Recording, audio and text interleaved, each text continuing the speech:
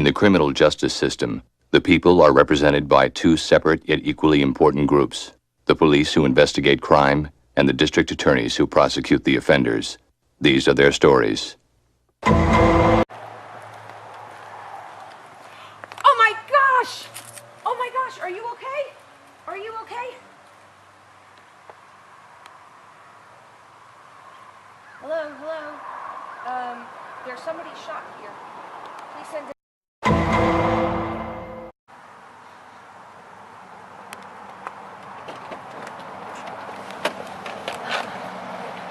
We got called to a crime scene. Let's go look at it and investigate. I thought I should take this.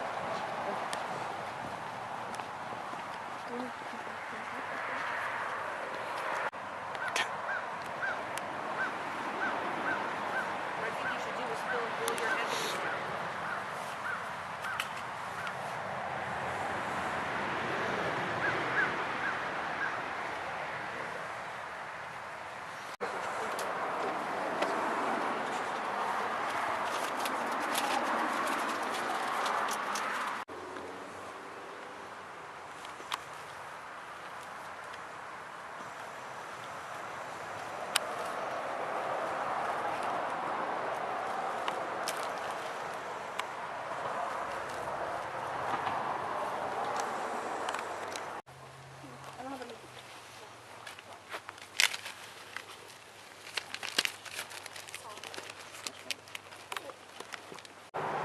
So there was no gun at the crime scene, so I think we should just look around and see if there's any trash cans or any other unfamiliar places. Alright, let's do it. So, trash can?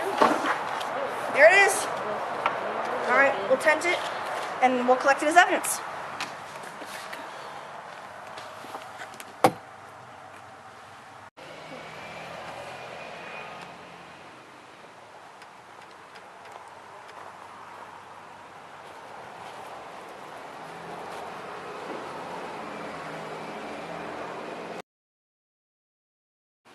Based on my observations, looking at the body, there is stippling, which means the shooter was around 3 or 4 feet away from the victim.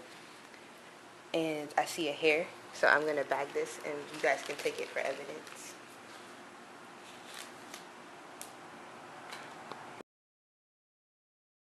So here in our shoe impression lab, forensic lab, we have the picture of the impression that was made at the crime scene. Yeah. And so we went into our database, Soulmate, and we found out that it matched with a couple of different pairs of Nike women's slides.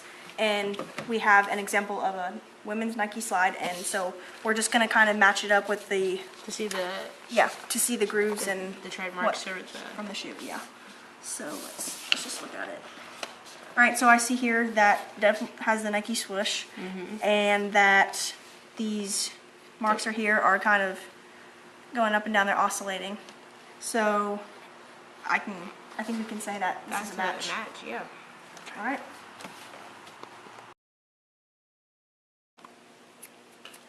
On the day of the crime scene, we found this fiber on Jamar's clothing. So we are going to do some analysis and look at it and see what type of fiber it is. All right, let's do it. So first, I think we should just look it under the microscope and like tell the weave pattern. Yep, let's see.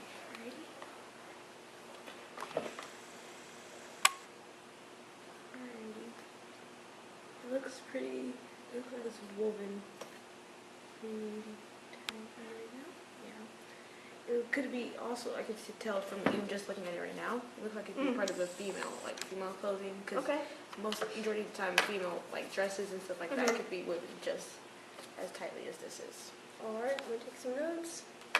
All right, I think we should do a burn test Alright. and see how it burns. This will tell us what it really is. It's burning pretty quickly. It's burning and it's sizzling It's and it's curling up. melting. All right, that's what the final product is. And My conclusion, I can tell it is from a female's clothing. all right, Yeah. so now Especially you from, maybe possibly can know that the suspect's a woman now. possibly his ex-wife. Possibly. All right, well, good to know.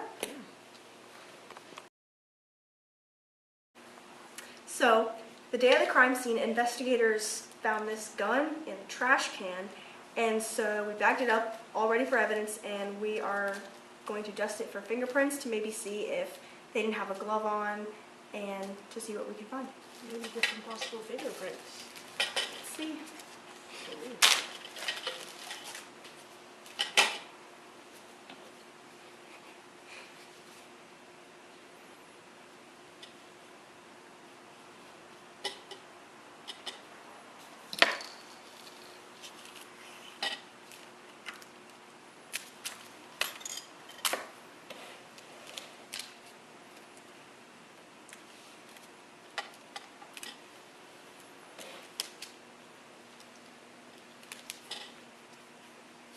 Alrighty, a All right. fingerprint. I think we got one fingerprint. Awesome. All right, so now I'm gonna look it under the microscope, and we are gonna try and see if we can find what type of fingerprint it is. What out of the three? All right. So it looks like the fingerprint is from a tented arch. So now I'm gonna look for any characteristics. Alrighty.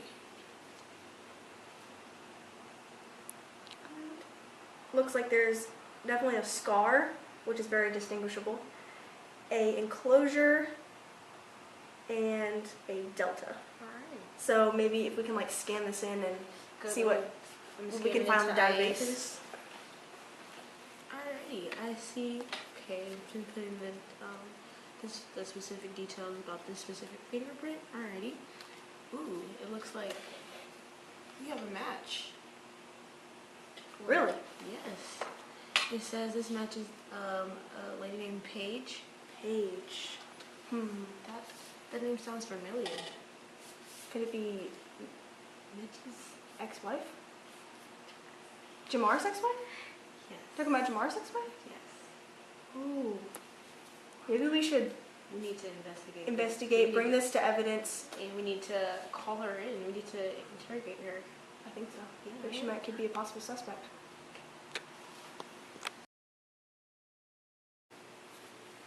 Okay, so today we got here from the medical examiner's office. They sent it after she was done performing the autopsy on the victim.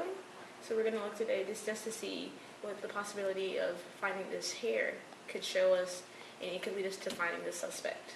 All right. So I think that I'm going to take a look at it under the microscope, and I'm going to try to see the medulla and the cortex and see if it's thick or thin, and then I can make some conclusions. Alrighty.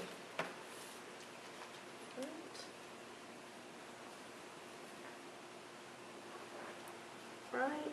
Looks like the medulla is thick and the cortex is coarse.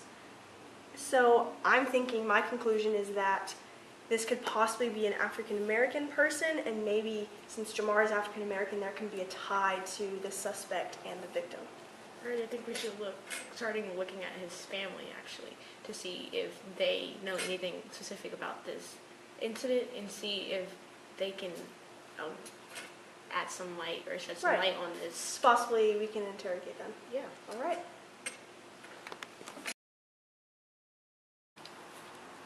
So today the investigators, they found a cartridge case and a bullet casing from the crime scene. So we're going to test to see the class characteristics to see if we can find it in a database. Okay. So I'm gonna look at the cartridge case first and look at the firing pin and how. So you can find a number on the back of it. Right. Right. So it looks like how the serial numbers is kind of etched in it, and it looks like it says a 38. So, and then the firing pin mark is kind of circular and it's more towards the right. So, 38 caliber. we know it's a 38 caliber, and now I'm going to take a look at the bullet to determine lance and grooves and try to find some class characteristics of the 38 caliber, and maybe to see what type of gun company it's from.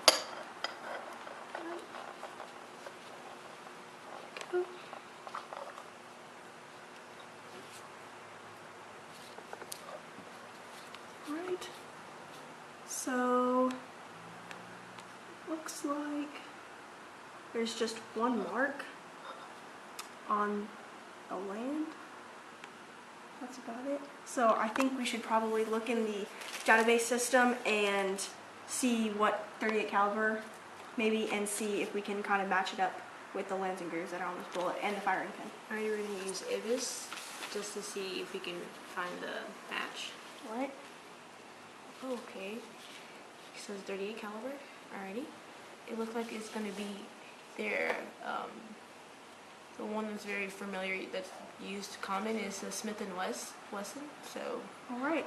So I think we possibly could have a suspect in line that we're thinking of, yeah. possibly the ex-wife, and maybe we can interrogate her and ask her, have you bought any weapons lately and what are they? Because I know that since he's in the military, I bet he has Probably. firearms Right. at the house, at their house that they used to share. Yeah, and then maybe we can find a carry license, maybe. Yeah. Alright. No, Have you bought any guns recently? no. Or were you the night of the murder? I was at home. Okay. Yeah, really. Why are you asking me all these questions? You're a suspect in your ex-husband's murder. I didn't kill that man. Someone killed him. We Was heard it me? that y'all have had issues for a while now. Your daughter even said it when we interviewed her The earlier. only issue was him existing. Okay. That's the end of our, that's the end of our. Do you have any relationship with Jamar and Paige? Like both of my parents. Haven't there been any like distress in the house lately? Well, not lately, but when I graduated from high school and I entered college, they both had like different views on what I should be doing with my time.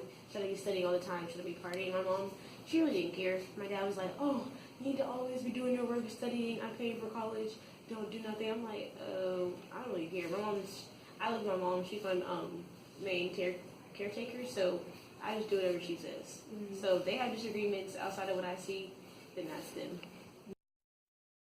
I'm a friend of Cheyenne. Alright, where were you the night of the murder? I was just going to like a party with her. It was a friend's party and we got invited. It was like down the street, so it wasn't really that far. But I just thought maybe we could go and just, chill and have fun. Alright, thank you for your time. From the crime scene and what we've gathered, I think that we have 3 suspects. It's Paige, Cheyenne, and Alexa. But really, all of the evidence tied down to Paige. So what kind of evidence did we have?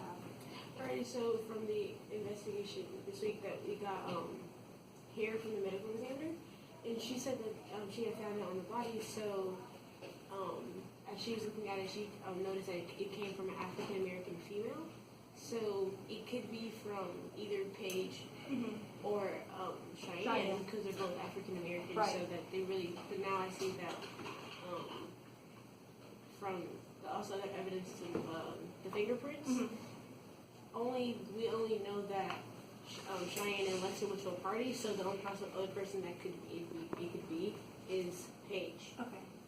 And then, based upon all the bullets, we found it was a 38 Smith and Wesson. Found in the trash can, and then fingerprints were on it. So I think we possibly do have a suspect. It probably could be Paige because I know that since her husband was in the Marines, he possibly could have firearms at the Right. house. So that really could Right.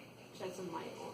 And also, too, there was a fiber that we found at the crime scene when we were gathering the evidence, and it was on Jamar's clothing. So maybe that could be a tie too. And so, what kind of we did interrogations? What?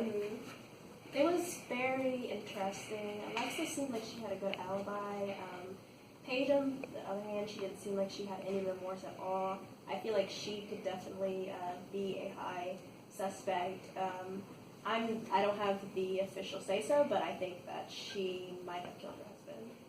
Okay, so I think our suspect is Paige Thompson. Alrighty. All right, We're gonna do an arrest. Do an arrest. and did get a confession. Alright. All right.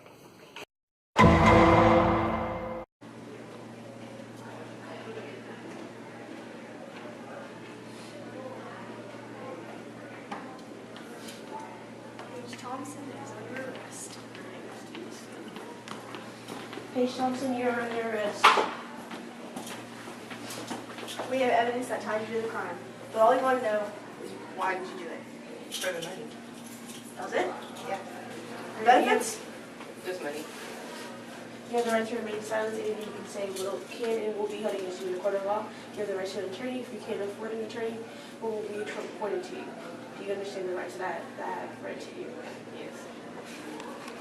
You're under arrest.